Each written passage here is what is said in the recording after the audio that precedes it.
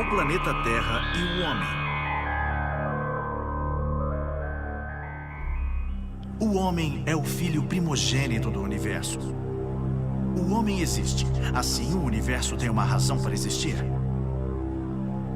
Carl Sagan afirma que somos feitos da poeira das estrelas. Sim, o homem tem uma identidade cósmica e a alma do universo. O homem e o planeta Terra são feitos do mesmo material de que o universo inteiro é composto. O astrofísico e diretor do moderno planetário de Atenas, Dionísio Simópolos, é um grande amigo meu. Esse incansável cientista dedicou a vida para estudar a Terra, as estrelas, as galáxias, viagens a outros planetas, o espaço, o tempo e o futuro do universo. Eu fui visitá-lo em seu escritório, no verão de 2004.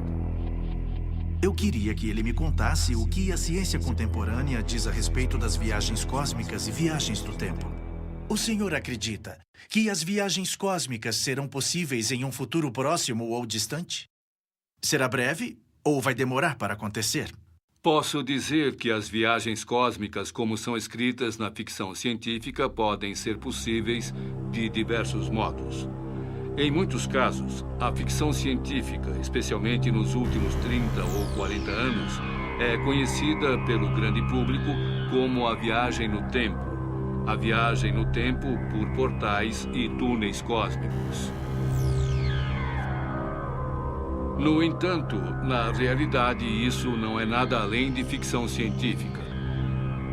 Eu acredito que fazer uma viagem ao passado não será possível. A viagem para o futuro, talvez sim, contanto que seja possível voar em espaçonaves rápidas que alcancem a velocidade da luz.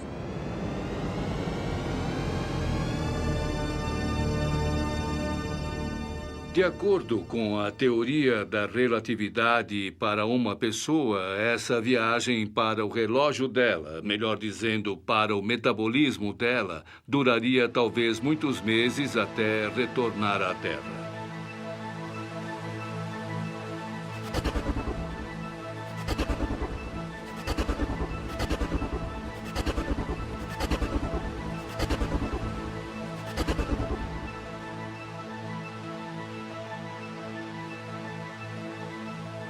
Mas na Terra, o tempo passado seria o dobro do tempo da viagem.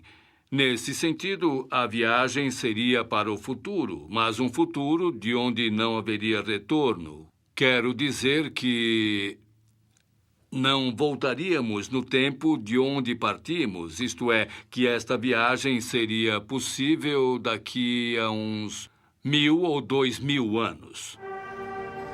Vejo que a história humana em relação à Terra apresentará um grande vazio no futuro, quando houver uma elevação na escala populacional da Terra. Por causa da previsão de que, após 40 ou 50 anos, a população será o dobro, onde os resultados podem chegar de 12 a 15 bilhões e, logo mais, até 30 bilhões de habitantes. Com certeza, a Terra não poderá sustentar essa população.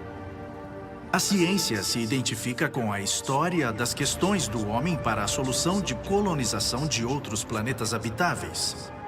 Assim, a população humana poderia crescer lá, já que a Terra, em um certo ponto, não poderá acomodar o homem. Haverá uma resposta para esta questão? Se olharmos para a história da humanidade, veremos que tais problemas de superpopulação existiam na Atenas antiga, na Corinto antiga e até na Esparta antiga. E várias sociedades daquele período tentaram resolver esse problema. Tenho certeza de que a civilização humana continuará sofrendo consequências catastróficas com o uso irracional da ciência e tecnologia. No futuro, a migração da Terra para outros planetas e satélites do nosso sistema solar acontecerá em algum momento. Até onde chegaremos em 100 ou 1000 anos, eu não sei. Mas estou certo de que essa migração ocorrerá algum dia. Mas sou otimista a respeito do nosso planeta. Você disse que a população aumentará, duplicará. Como poderemos abrigar tantas pessoas?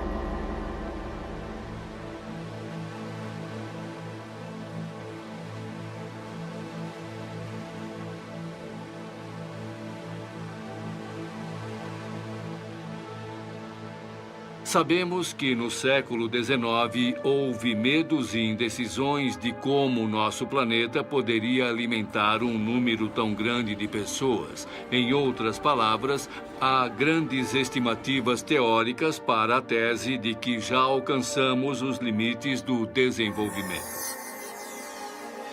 A ciência e a tecnologia já ajudaram na produção de cereais, arroz e outros grãos, fazendo com que a nutrição de hoje seja superior à nutrição de 100 anos atrás.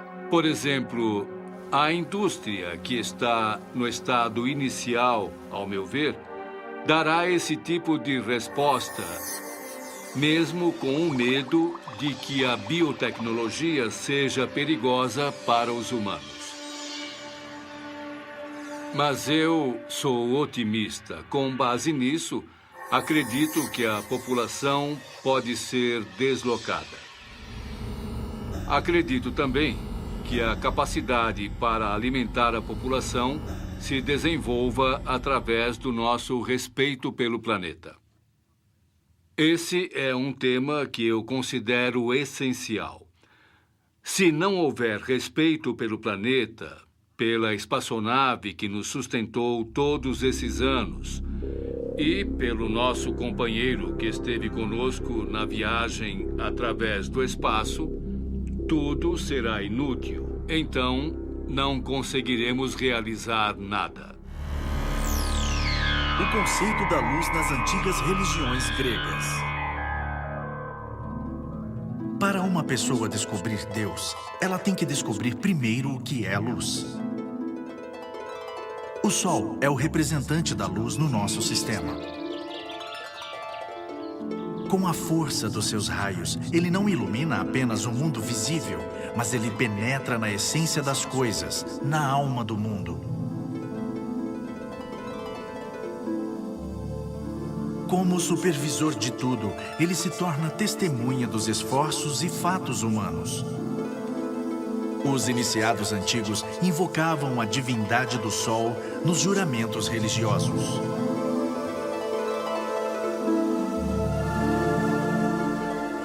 Galileu disse que se estudássemos o movimento do Sol e soubéssemos que ele é a fonte de luz que ilumina a Terra, a Lua e toda a matéria escura e planetas que recebem a luz dele, podíamos, com disposição filosófica, considerar o Sol o primeiro ministro da natureza como a alma do mundo. Na Grécia Antiga, Delfos foi eleita o globo central da luz do Sol. Apolo representa a divindade da luz. Os grandes místicos da época construíram um templo para ele e celebravam a festa da Epifânia com um ministério supremo. O tripé de onde Pítia profetizava era o tríptico do ideal humano, que expressa o autocontrole, a moderação e o valor. O rosto de Áuriga de Delfos expressava a forma mística da pessoa que experimenta a luz dos mistérios e ganha a purificação da alma. O umbigo representa o centro da Terra, que é marcado por duas águias de Zeus, unindo assim os pontos do horizonte. O templo, no mundo antigo, era um lugar sagrado, onde a escuridão, a ignorância, a desinformação e a arrogância eram conquistadas. Aqui, o homem, em momentos de celebração dos grandes mistérios, permitia que a alma se comunicasse com o divino e viajasse com êxtase até a fonte da luz e entrasse nas profundezas do ser. Assim, ele definia e atuava com o código da essência das coisas, as operações do universo.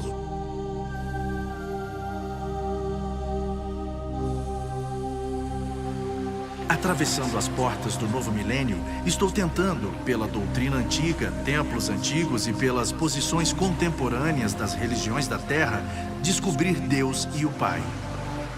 Tanto o meu quanto o do mundo. A religião é a atração superior da mente e da alma para uni-las à verdade do mundo.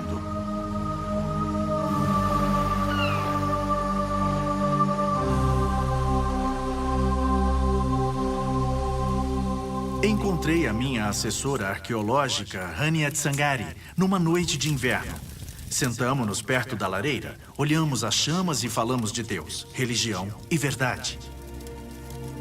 Para que uma pessoa da nossa época alcance o conhecimento da verdade, que eu considero o conhecimento de ensinar o cristianismo, ela tem que conhecer as práticas sagradas dos antigos mistérios gregos.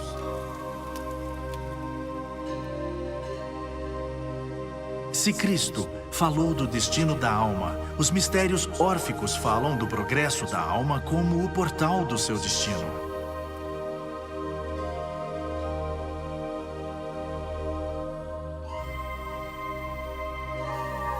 Se Cristo proclama, amai o próximo, Eleusis iniciou os mortais nos mistérios para fugirem do mal, para o triunfo do amor.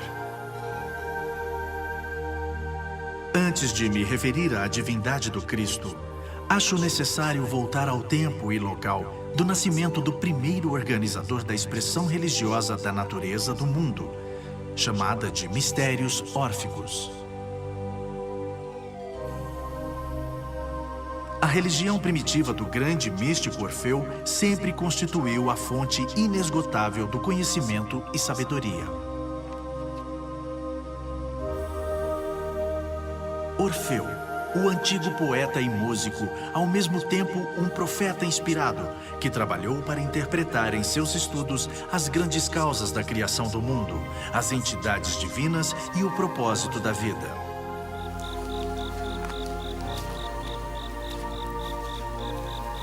A comunidade filosófica da antiguidade chamava Orfeu de pai da cosmogonia grega e fundador da religião grega.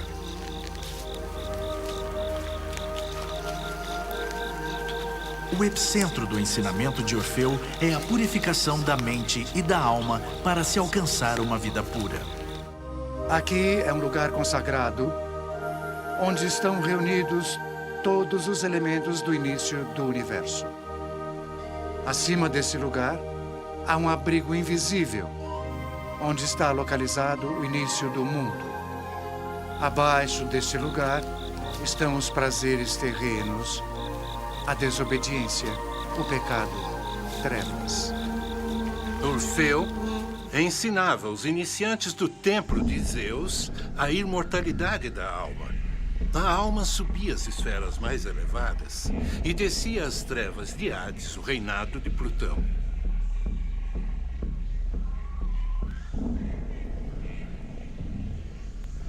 Os ensinamentos místicos de Orfeu elevaram a divindade de Dionísio ao pedestal mais alto dos imortais. Deus e o demônio coexistem na natureza humana, proclamavam os ensinamentos de Orfeu. Tudo que se eleva da unidade primordial viverá e finalmente retornará à fonte de onde veio. Tudo começa e termina imortal? Com certeza, Museaeus. Dionísio, filho de Zeus e Semele, representa o salvador das raças do mundo. Pela divindade, Dionísio alegrava a todos e assim era adorado com paixão. É por aquele que todas as coisas fluem. E para ele, todas elas voltam. Muito bem dito, meu jovem. Quando Dionísio ainda era criança, o pai dele, Zeus, concedeu a ele o direito de governar o mundo. O sistema desse governo consistia em levar a alma humana das trevas para a luz. Aquele que nasceu com elementos masculinos e femininos. E desses dois elementos emerge sua alma. O tempo. As trevas deram a vida ao tempo e ao éter. Do éter, o tempo criou o ovo cósmico. Dentro do ovo cósmico estava Fanés, o Dionísio espiritual, criador da luz.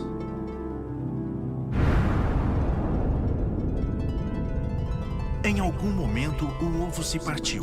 Do seu interior saiu a forma andrógena de Dionísio, masculino e feminino.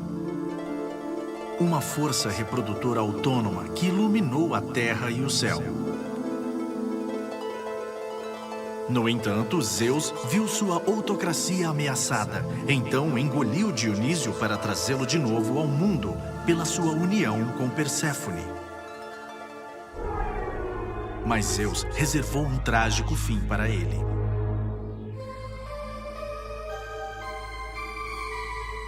Em uma caverna, Dionísio se uniu a Perséfone em uma forte ligação das forças do mundo superior com o inferior. Zeus enviou os titãs e as titânides para separar Dionísio da ligação de Perséfone e mutilá-lo com pedras que representam os ossos da mãe Gaia.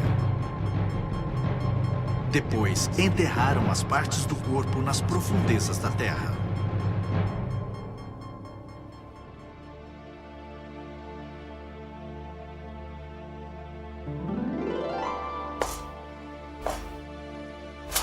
Então chegou Atena, a deusa da sabedoria, a filha de Zeus, órfã de mãe, e desenterrou o coração de Dionísio e o levou para o Olimpo e o entregou a Zeus.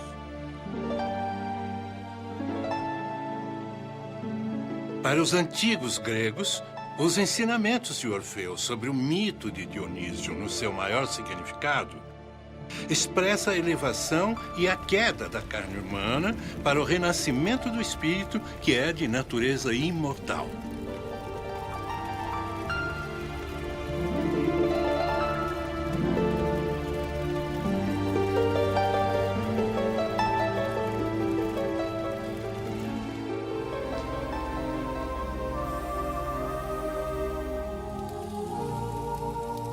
Grande Zeus, receba essa criança como seu filho.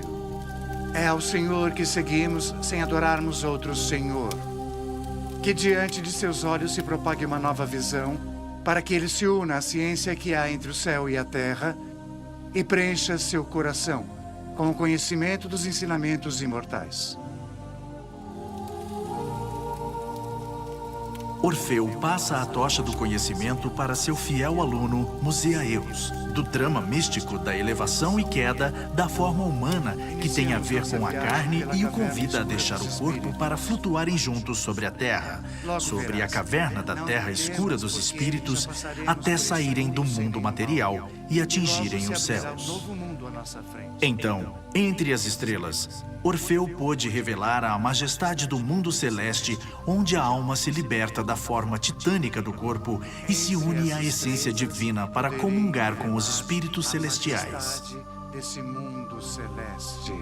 Aprendeu, meu filho? Definitivamente, Orfeu não é uma pessoa convencional. É por isso que seu ensinamento moral passou como um meteoro pelos séculos. No Museu de Berlim, em uma pedra do mundo antigo, há uma figura de Orfeu crucificado.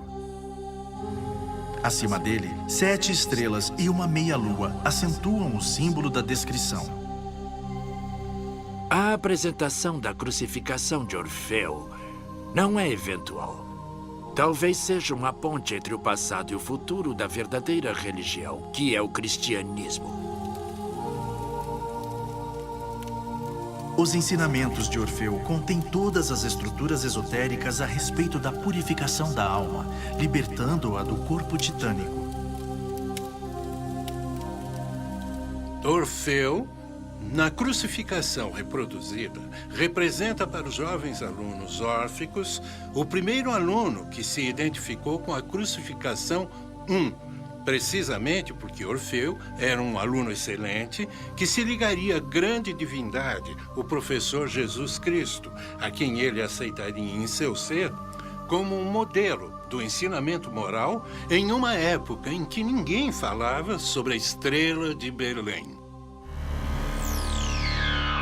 À procura de Deus.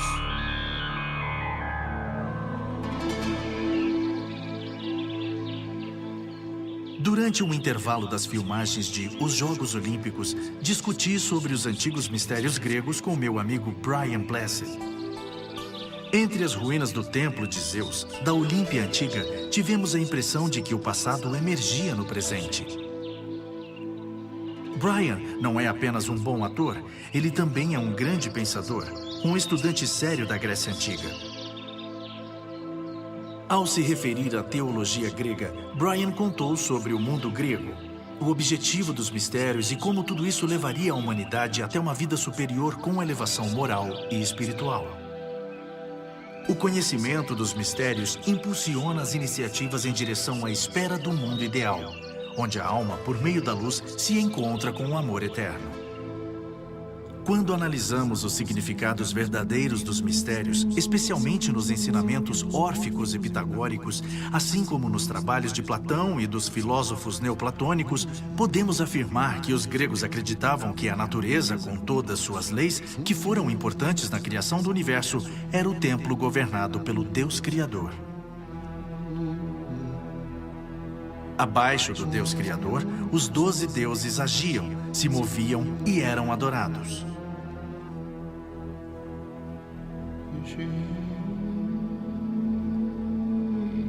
A soma dessas ideias, com as interpretações filosóficas e teosóficas, é o ponto onde a fé devocional se encontra para preparar o homem para o entendimento judaico, aramaico e romano, e assim receber o esclarecimento do amor de todos por todos, como ensinou Jesus Cristo.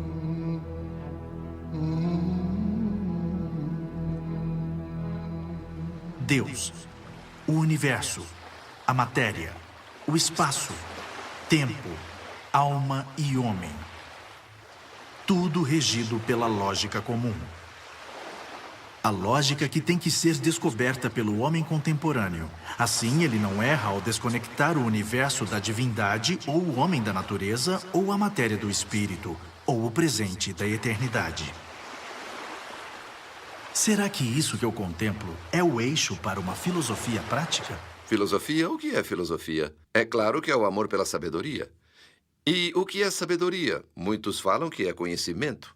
Mas será uma boa definição? Podemos ter conhecimento e não saber como usá-lo, não é? Muito bem, eu tenho conhecimento e não sei como usá-lo. E se não o uso para o bem, o que será o bem? Teosofia é uma parte da filosofia. Filosofia é o caminho para chegarmos à essência das coisas e do fenômeno, com o objetivo de classificar e demonstrar os elementos que são interpretados por meio de leis invioláveis da lógica. Assim, não há sentido do homem elevar a divindade ao absoluto e ignorar o jeito com que a natureza e o mundo funcionam. Também não faz sentido querer penetrar no íntimo da natureza humana e ignorar as leis que formam as funções, a casa de máquinas do universo, que são o espaço e o tempo. Na metafísica clássica, a existência de Deus foi sempre um assunto elevado. O nome dele sugere o ser perfeito, o completo. O poder criador absoluto de todo ser visível e invisível. O conhecimento de Deus é adquirido pelo uso de razão natural ou por autorrevelação através de poderes ativos na alma, que estão incorporados no panorama da criação natural e se tornam parte dele e são impulsionados na direção do completo, do onipotente, do Pai. A descrição de Deus é diferente em muitas religiões e de acordo com as experiências das pessoas, em diferentes épocas, assim como as várias condições de vida. Uma característica comum nas religiões e no propósito da existência de Deus é que Deus existe para prover o bem ao mundo humano e castigar o mal do mundo invisível. Platão. Quanto ao problema teológico da importância considerável ao fato de que o homem não é capaz de ver o mal como mal. Para Platão, o mal real é moral. Os outros males partem do homem e não de Deus, que é a fonte absoluta de amor. É com este pensamento puro que os elementos religiosos da reflexão platônica se conectam frequentemente. Deus sempre ajuda a moral individual. A pessoa justa e boa pode ser testada no mundo material, mas a justiça sempre estará a favor dela. Diferente da pessoa má, que não consegue evitar o castigo. Se um malfeitor não for castigado nessa vida, com certeza será castigado na outra vida. Platão acreditava que Deus se expressava com a providência divina infinita para o homem, para a natureza e o universo. A fé platônica em Deus começa onde termina o conhecimento humano. Só a fé leva a alma aos mundos celestes. Nem Deus, nem mesmo a religião pode se afastar da real ideia do bem. O bem é divino. Por isso, a alma de Platão não pode descansar com o antropomorfismo da antiguidade. Ele respeita essas formas, não as ataca. Ele confessa a fé dele na realidade metafísica de todas elas. Ele não as considera secundárias e acredita que a devoção a elas é a devoção a Deus e a beleza. Mas o completo, o onipotente, o imutável e o eterno para Platão é o que expressa a moral perfeita. É nesse pedestal que está o Deus platônico como criador e supervisor de tudo. A ideia do bem, nessa extensão metafísica, tem poder divino. Só isso explica a razão verdadeira para a existência das coisas no microcosmo e no macrocosmo. Platão observa as estrelas, estuda suas órbitas, perde-se nas profundezas da escuridão celeste e acredita que este mundo que expressa a coexistência harmoniosa de todas as coisas é o templo da única religião que o homem pode entrar, adorar e comungar com o mundo divino e assim ser um só com o Deus único.